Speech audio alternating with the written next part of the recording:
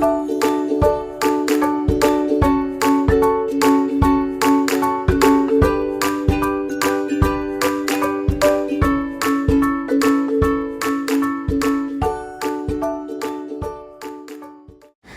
Chins! Another day, another vlog. So for today's vlog, nandito tayo ngayon sa Robinsons at nakapila tayo ngayon dito sa Kumori.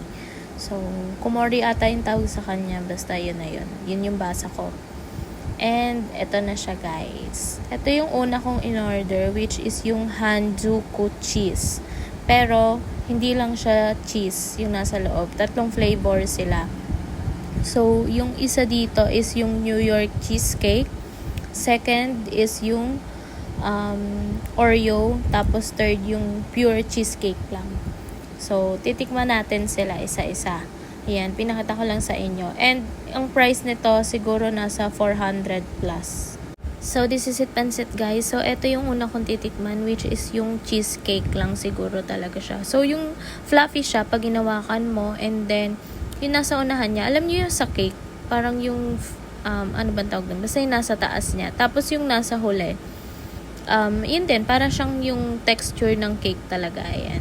So, pure cheese lang yung nasa taas, tapos yung sa baba, para siyang bread na ewan. Pero masarap, and malambot. Tapos second naman, itong, ayan, nakikita niyo naman siguro, may Oreo. So, halata rin naman siguro sa flavor.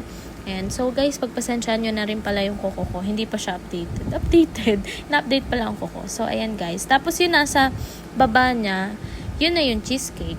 So parang Oreo yung taas, tapos cheesecake yung baba. Ayan. So eto, nagustuhan ko rin siya. Ayan. Tapos, ayan yung parang pinaka-favorite ko kasing flavor sa lahat. Cookies. Yung cookies and cream, yung mga ganyan. So, ayan.